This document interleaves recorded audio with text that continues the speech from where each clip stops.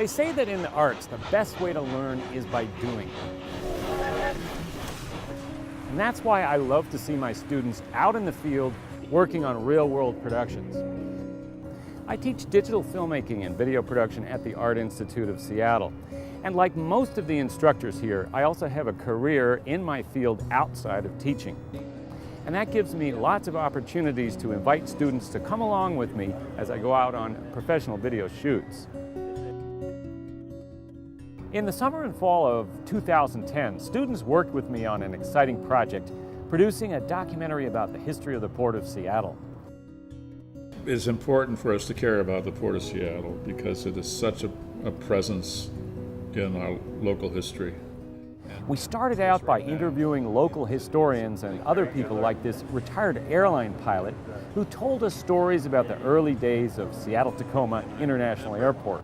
When they first moved out here, United and Western had little Quonset huts right down here, just about where we are now. We also went out on several boat trips.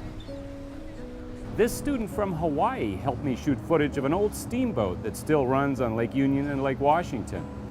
And this student from Vietnam braved some pretty rough water to help me get shots of Native Americans exercising their tribal fishing rights right in the heart of Seattle's busy cargo port.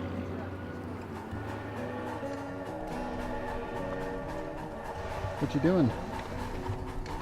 We're setting up an ambush for a train.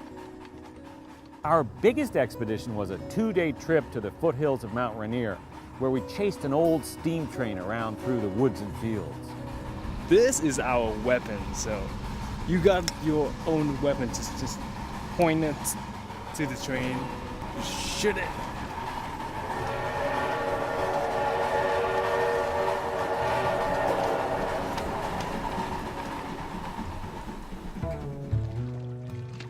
We also shot 2 costumed reenactments. The first one showed early settlers exploring Seattle Harbor in an Indian canoe. 2 students shot from a boat, while another one shot alongside me from shore. We shot the canoe against the modern background of Seattle Harbor, but then, through the magic of digital editing, we were able to bring in a virgin forest and recreate what Seattle Harbor might have looked like 150 years ago.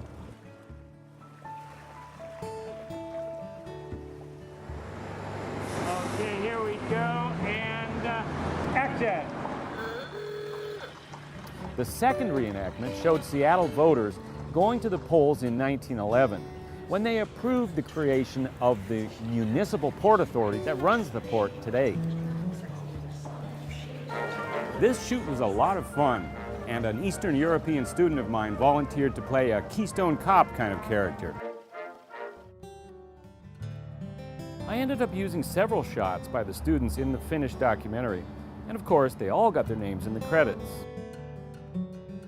It's being shown on several local TV stations, so it's a great item for students to put on their resumes. I found it really energizing to have students on the shoots with me, and they all said they had fun and found it educational. So I plan to do this more in the future. It's great to work and learn together.